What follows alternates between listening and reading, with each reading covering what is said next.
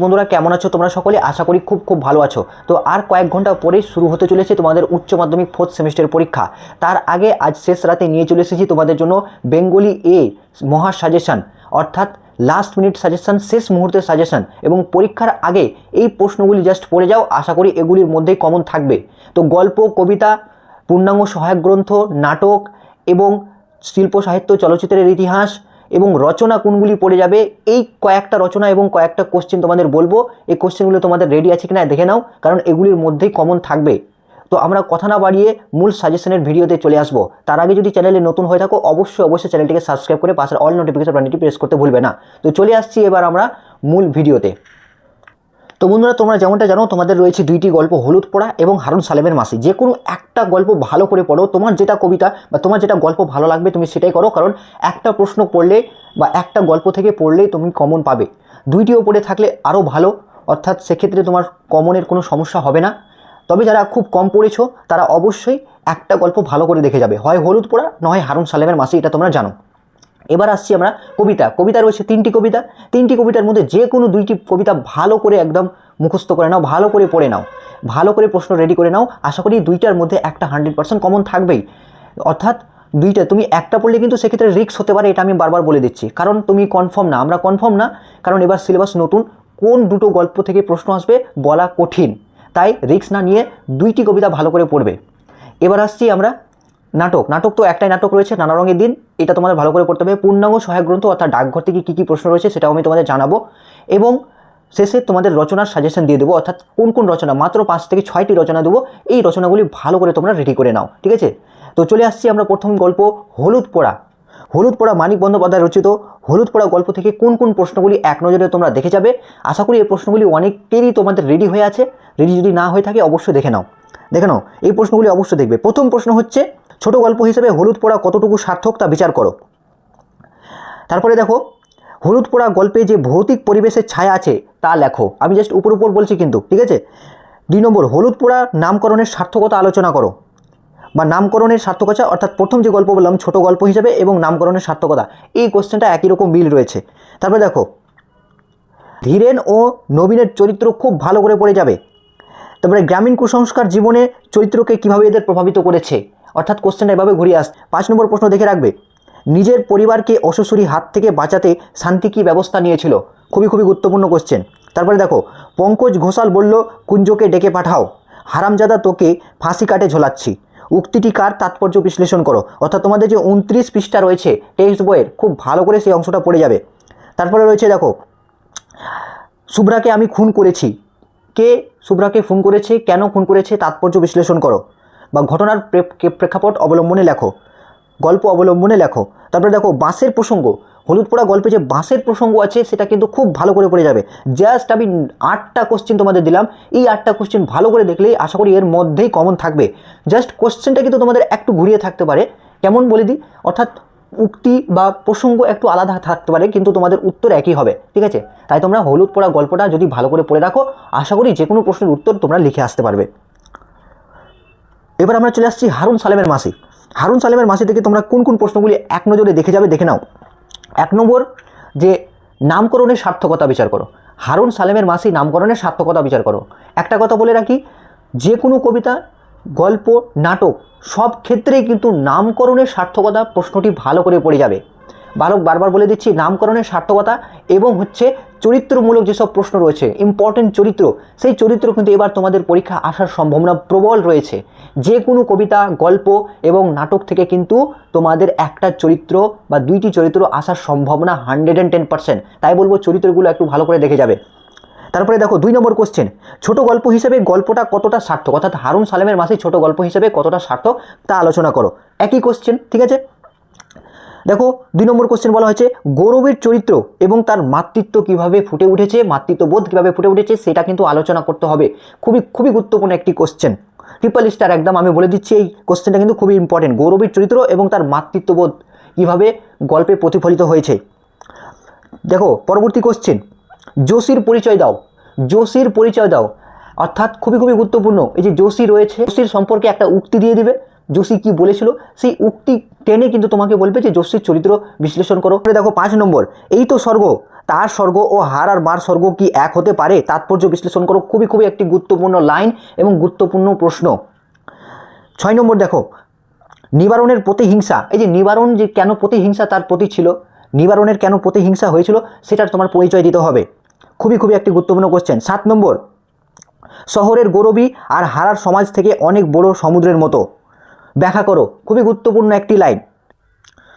8 নম্বর দেখো, ঘর তুলেছিল যেন কোঠাবাড়ি বলে মাটিতে থু থু ফেলেছিল, ব্যাখ্যা করো। খুবই খুবই একটি ইম্পর্টেন্ট লাইন এবং প্রশ্ন। দেখো পরবর্তী কোশ্চেন, গৌরবী যখন নিজেকে অনেক প্রয়োজনীয় মনে হয়েছিল, কেন তার প্রয়োজনীয় বোধ মনে হয়েছিল গল্প অবলম্বনে লেখো। খুবই খুবই গুরুত্বপূর্ণ কোশ্চেন। তার চেয়ে হারার মা ভাগ্যবতী প্রসঙ্গ উল্লেখ করে ব্যাখ্যা করো। খুবই খুবই গুরুত্বপূর্ণ। পরবর্তী কোশ্চেন দেখে নেবে, গৌরবীর শুকনো বুকে কিসের যেন ঢেউ লাগলো, প্রসঙ্গ উল্লেখ করে ব্যাখ্যা করো। খুবই খুবই গুরুত্বপূর্ণ একটি নানা রঙের দিন থেকে প্রশ্নগুলি একটু দেখে নাও। দেখো রজনীর চরিত্র, রজনীর চরিত্রের দ্বন্দ্ব বৈপরীত্য আলোচনা করো। খুবই খুবই গুরুত্বপূর্ণ একটি লাইন। তারপরে শিল্পকে যে মানুষ ভালোবেসেছে তার বার্ধক্য নেই, প্রসঙ্গ উল্লেখ করে ব্যাখ্যা করো। খুব গুরুত্বপূর্ণ একটি লাইন। এখান থেকে তোমাদের 5 নম্বর থাকবে। তারপরে দেখো মঞ্চসজ্জার অর্থাৎ নাটক অবলম্বনে যে মঞ্চসজ্জা রয়েছে সেই মঞ্চসজ্জার পরিচয় দাও। খুবই খুবই গুরুত্বপূর্ণ। তারপরে নামকরণের সার্থকতা তো পড়বেই। তারপরে দেখো সংলাপ দক্ষতার পরিচয় দাও। এই যে সংলাপ দক্ষতার যে রয়েছে নাটক অবলম্বনে তা ব্যাখ্যা করো। তাহলে প্রেমিকার পরিচয় দাও এবং তার প্রত্যাখ্যান থেকে রজনী কীভাবে শিক্ষা লাভ করেছিল। খুবই খুবই গুরুত্বপূর্ণ একটি লাইন। পরবর্তী দেখো, আমাদের দিন ফুরিয়েছে, এখানে শুধু মাঝরাত্রির অপেক্ষা, প্রসঙ্গ উল্লেখ করে ব্যাখ্যা করো। খুবই খুবই গুরুত্বপূর্ণ লাইন। 8 নম্বর, আমার প্রতিভা এখনও মরেনি, একাধিক নাটকের সংলাপ বলে রজনী কিভাবে এই সিদ্ধান্তে পৌঁছেছিল। খুবই খুবই গুরুত্বপূর্ণ একটি কোশ্চেন। এবার তোমরা চলে আসো কবিতা থেকে। কবিতা থেকে কি কি প্রশ্নগুলি পড়ে যাবে একটু দেখে নাও। কবিতা থেকে যে প্রশ্নগুলি তোমরা একটু পড়ে যাবে, প্রথম হচ্ছে, একটা কথা বলে রাখি, যে কোনো 2টা ভালো করে কবিতা পড়বে তোমাদের এখান থেকে 5 মার্কের থাকবে। হয় প্রার্থনা, না হয় কেন এলো না, অথবা কেন এলো না, না তো তোমরা তিমির হননের গান। এই 2টা করে পড়ে রাখবে তোমরা, তোমাদের যেটা ভালো লাগবে সেটা তোমরা পড়ে রাখবে, ঠিক আছে। এবার আমরা চলে আসছি প্রার্থনা। প্রার্থনা কবিতা থেকে কি কি প্রশ্নগুলি তোমরা পড়বে দেখে নাও। প্রার্থনা কবিতায় কীভাবে ভারতবর্ষকে স্বর্গজাগরিত করার কথা বলেছেন তা নিজের ভাষায় আলোচনা করো, অথবা ভারতের সেই স্বর্গে জাগরিত করো, স্বর্গ সম্পর্কে কবির ভাবনার পরিচয় দাও। খুবই খুবই গুরুত্বপূর্ণ একটি কোশ্চেন। পরবর্তী কোশ্চেন, ভারতের সেই স্বর্গে জাগরিত করো কাকে উদ্দেশ্য করে এই উক্তি, মন্ত্রটির প্রসঙ্গ তাৎপর্য ব্যাখ্যা করো। পরবর্তী কোশ্চেন, যেথা গৃহের প্রাচীর আপন প্রাঙ্গণতলে দিবস সর্বরী বসুধারে খণ্ড ক্ষুদ্র করি, গৃহের প্রাচীর বলতে কবি এখানে কি বুঝিয়েছেন, অংশটির মধ্যে কবি কি বলতে চেয়েছেন, কি কারণে বসুধা খণ্ড হয়ে যায়। খুবই খুবই একটি গুরুত্বপূর্ণ লাইন। তারপরে দেখো, চিত্ত জেতা ভয়শূন্য উচ্চ জেতাশীর, চিত্ত কোথায় কিভাবে ভয়শূন্য হবে, উচ্চ জেতাশীর কথাটির অর্থ কী, কবির আকাঙ্ক্ষিত স্বদেশের মানুষের ভয়শূন্য চিত্ত ও উচ্চশীর হওয়ার উপযোগিতা কী। খুবই খুবই একটি গুরুত্বপূর্ণ লাইন। তারপরে দেখো, তুমি সর্বকর্ম চিন্তানন্দের নেতা, উদ্ধৃতির পংক্তিতে তুমি বলতে কে এবং এই তুমির প্রাসঙ্গিকতার উল্লেখ করো। নেতা বলতে কবি কাকে বুঝিয়েছেন বা কবির ঈশ্বর ভাবনার পরিচয় দাও। খুবই খুবই গুরুত্বপূর্ণ লাইন। এবং আমি শেষে একটা কথা বলে রাখবো, যে কোনো কবিতার বিষয়বস্তু বা ভাববস্তু ভালো করে পড়ে যাবে, কারণ সেই বিষয়বস্তু বা সারাংশ থেকে কিন্তু তুমি যে কোনো প্রশ্নের উত্তর লিখে আসতে পারবে। তুমি যদি কোনো প্রশ্ন নাও পারো, ভাববস্তুতে যদি লিখে চলে আসো, তাহলে সেক্ষেত্রেও তুমি কিন্তু নম্বর পেয়ে যাবে, ঠিক আছে। কিছুটা হলেও তুমি নম্বর পেয়ে যাবে, ফুল মার্কস না পেলেও পেয়ে যাবে, পাস করার মতো নম্বর পেয়ে যাবে। তাই তোমাদের বলবো যে বাংলার ক্ষেত্রে, কবিতার ক্ষেত্রে বিশেষ করে বিষয়বস্তু ভালো করে পড়ে যাও, এবং যে কোনো কোশ্চেন আসুক যদি বিষয়বস্তুটা লিখে দিয়ে আসো, তাও তুমি কিছুটা নম্বর পেয়ে যাবে। পরীক্ষক খুশি হয়ে যাবেন, দিয়ে দিবে নম্বর, কোনো অসুবিধা নেই। আর যারা ভালো নম্বর তুলতে চাইছো সেক্ষেত্রেও তো তোমাদের আলাদাভাবে সেপারেটভাবে নিজের প্রতিভার অনুযায়ী তোমাদের লিখতে হবে, যেরকম প্রশ্ন যাবে সেরকম উত্তর দিতে হবে। তাহলে কমন কোশ্চেন আমি আগেই বলে দিয়েছিলাম যে নামকরণের সার্থকতা, তো প্রার্থনা কবিতার নামকরণের সার্থকতা কি আলোচনা করো। এবার কেন এলো না থেকে তুমি কি কি প্রশ্নগুলি পড়বে দেখে নাও। জানলার দিকে মুখ করে ছেলেটা বই নিয়ে বসলো মাদুরে, ছেলেটি কোন বই নিয়ে বসেছিল, কেন এই বই নিয়ে বসার পর কি কি ঘটেছিল, কোন একটি কোশ্চেন। অথবা দিয়ে দেখো, সামনে ইতিহাসের পাতা খোলা, ইতিহাসের পাতা কথাটির তাৎপর্য বিশ্লেষণ করো, ইতিহাস বই পড়া ছেলেটির মন নেই কেন। দেখো, কড়ার গায়ে খুঁটিটা আজ একটু বেশি রকম নড়ছে, কখন এমন পরিস্থিতির সৃষ্টি হয়েছিল, উদ্দিষ্ট ব্যক্তির মানসিকতার অবস্থার পরিচয় দাও। খুবই ইম্পর্টেন্ট লাইন। তারপর দেখো, গলির দরজায় ছেলেটা দাঁড়িয়ে থাকার কারণ কি ছিল, ছেলেটা দেখে আসতে গেল, ছেলেটা কি দেখে আসতে গেল, তার কি পরিণাম হয়েছিল। খুবই খুবই গুরুত্বপূর্ণ একটি লাইন। পরবর্তী লাইন দেখো, মৃত্যুর পাশ কাটিয়ে বাবা এলো, ছেলে এলো না। খুবই খুবই গুরুত্বপূর্ণ একটি লাইন। প্রাসঙ্গিক অর্থাৎ প্রসঙ্গ উল্লেখ করে ব্যাখ্যা করো। এবং শেষে আমি একটা কথা বলবো যে প্রার্থনা কেন এলো না কবিতার নামকরণের সার্থকতা এবং বিষয়বস্তু, ব্যাস এই 2টা কোশ্চেন দেখে রাখো। এবার আমরা চলে আসছি তিমির হননের গান। তিমির হননের গান থেকে জাস্ট আমি 4টা কোশ্চেন দিচ্ছি, তোমরা দেখে নাও। 1 নম্বর কোশ্চেন, তিমির হননের গান কবিতাটির প্রেক্ষাপট উল্লেখ করো। কবি কেন তিমির বিলাসী না হয় তিমির বিনাশী হতে চেয়েছেন? খুবই গুরুত্বপূর্ণ একটি লাইন এবং প্রশ্ন। পরবর্তী কোশ্চেন, সেই সব রীতি আজ মৃতের চোখের মতো। সেই সব রীতি বলতে কবি কি বুঝিয়েছেন এবং তাকে মৃতের চোখের মতোই বা কেন বলা হয়েছে? পরবর্তী কোশ্চেন, কবিতায় সমাজ ও সভ্যতা যে অবক্ষয় চিত্ররূপ অঙ্কিত হয়েছে তা কীভাবে কবির ব্যক্তিগত জীবন যন্ত্রণার সঙ্গে মিশ্রিত হয় তা আলোচনা করো। এবং পরবর্তী কোশ্চেন, নামকরণের সার্থকতা বিচার করো। ব্যাস এই কয়েকটা কোশ্চেন পড়ে যাও।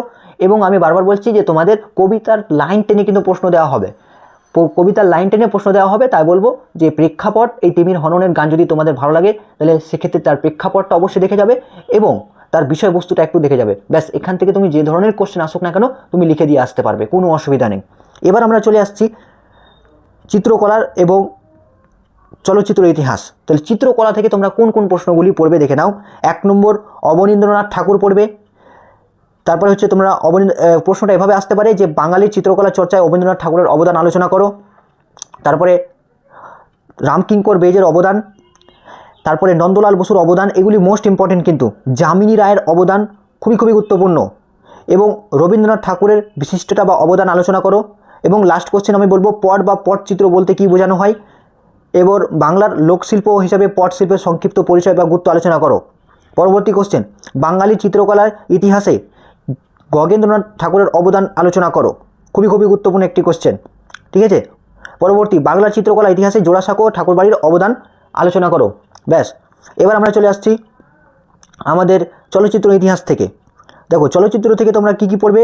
1 নম্বর, সত্যজিৎ রায়ের অবদান বা পথের পাঁচালী সম্পর্কে। তারপর হচ্ছে বাংলা চলচ্চিত্র ধারা ঋত্বিক ঘটকের অবদান, মৃণাল সেনের অবদান। তারপর হচ্ছে কি চলচ্চিত্র ইতিহাসে নিউ থিয়েটার্সের অবদান। তথ্যচিত্র বলতে কী বোঝো, বাংলার তথ্যচিত্রের সম্পর্কে বা ধারা সম্পর্কে আলোচনা করো। এই কয়েকটা কোশ্চেন পড়ে যাও, ব্যাস এগুলির মধ্যে তোমরা কমন পাবে। এবার আমরা চলে আসছি আমাদের রচনা সাজানো। রচনা থেকে তোমরা কি কি পড়বে দেখে নাও। দেখো রচনার একটা নির্দিষ্ট তোমাদের একটা কৌশল বলে দিচ্ছি, অর্থাৎ নির্দিষ্ট একটা ছক রয়েছে। তোমরা সেই ছক অনুযায়ী যদি জীবনী লেখো তাহলে যে কোনো জীবনী লিখতে পারবে। তোমাদের স্যার ম্যাডামরা বলেছেন বা তোমাদের জীবনী লেখার যে ছকটা, সেই ছকটা অবশ্যই তোমরা একটু প্র্যাকটিস করে যাবে, ঠিক আছে। যে ধরনের প্রশ্ন আসুক সেখান থেকে তুমি লিখতে পারবে। তাহলে প্রথমে আমরা দেখে নিচ্ছি বিষয়ভিত্তিক বা অনুচ্ছেদ অবলম্বনে প্রবন্ধ কি কি পড়বে তোমরা। ভারত এক মিলন মেলা, শুভ উৎসব, তরুণের স্বপ্ন প্রকল্প, কন্যাশ্রী প্রকল্প। ব্যাস এই 4টা দেখে যাও। এবং জীবনীমূলক রচনার ক্ষেত্রে তোমরা কি কি পড়ে যাবে। 1 নম্বর পড়ে যাবে ঋত্বিক ঘটক, নারায়ণ দেবনাথ, খুবই গুরুত্বপূর্ণ। তারপর হচ্ছে বাদল সরকার, যেটা সংসদ নমুনায় রয়েছে, খুবই গুরুত্বপূর্ণ। কারণ এবার কিন্তু শতবর্ষ হচ্ছে, শতবর্ষ এবং অর্ধশতবর্ষ যদি হয় তাহলে কিন্তু ইম্পর্টেন্ট রয়েছে। তারপরে দেখো সলিল চৌধুরী, খুবই গুরুত্বপূর্ণ। মহাশ্বেতা দেবী, এটাও পড়ে রাখবে। বেগম রোকেয়া সাখাওয়াত, নমুনা প্রশ্ন, খুবই গুরুত্বপূর্ণ। তাহলে এই কয়েকটা তোমরা পড়ে যাবে, ঠিক আছে। এগুলির মধ্যে আশা করি তোমরা কমন পাবে। ডাকঘর থেকে তোমরা কী কী প্রশ্নগুলি পড়বে, অর্থাৎ ডাকঘর থেকে তোমাদের কিন্তু 10 মার্ক থাকবে, 4টি কোশ্চেন থাকবে, লিখতে হবে 2টি। দেখে নাও। 1 নম্বর, নামকরণের সার্থকতা অবশ্যই পড়ে যাবে, এটা একদম কমন। অমলের চরিত্র খুব ভালো করে দেখে যাবে। রাজার চিঠি কীভাবে অমলের কাছে এসে পৌঁছেছিল, খুবই গুরুত্বপূর্ণ। তারপর দেখো কবিরাজ কেন অমলকে বাইরে যেতে নিষেধ করেছিল, খুবই গুরুত্বপূর্ণ। বা অমলের সঙ্গে দইবালা এবং ছেলেদের কথোপকথন আলোচনা করো, খুবই গুরুত্বপূর্ণ। 5 নম্বর, রূপক সাংকেতিক নাটক হিসেবে ডাকঘরের নামকরণের সার্থকতা বলে দিলাম। ঠাকুরদার চরিত্র আলোচনা করো, খুবই গুরুত্বপূর্ণ। তারপরে দেখো রাজার চিঠিটি তোমার বাড়িতে আসে, আমি তার ব্যবস্থা করছি। বক্তাকে এবং তার চরিত্র বা মনোভাবের পরিচয় দাও, খুবই গুরুত্বপূর্ণ। 8 নম্বর, সুধা তোমাকে ভোলেনি, খুবই গুরুত্বপূর্ণ লাইন। সুধা কেন তাকে এ কথা বলেছিল। তারপরে হচ্ছে ক্রঞ্চ দ্বীপের বর্ণনা দাও, ক্রঞ্চ দ্বীপের বর্ণনা দাও, খুবই গুরুত্বপূর্ণ, পড়ে রাখবে, ঠিক আছে। তো ডাকঘর থেকে তোমরা অমল কেন রাজা ডাক হরকরা হতে চেয়েছিল, খুবই গুরুত্বপূর্ণ। প্রদীপের আলো নিভিয়ে দাও, এখন আকাশে তারাটি থেকে আলো আসুক, বর্ণনা করো। তো এই ছিল তোমাদের বাংলার পূর্ণাঙ্গ সাজেশন। এই প্রশ্নগুলি অবশ্যই পরীক্ষার আগে একটু না হলে দেখে যাও এবং আশা করি এগুলোর মধ্যে কমন থাকবে। তো বেস্ট অফ লাক, সবার পরীক্ষা খুব ভালো হবে এমনটা আশা করি। সুস্থ থেকো, ভালো থেকো, পরীক্ষা ভালোভাবে দাও। ধন্যবাদ।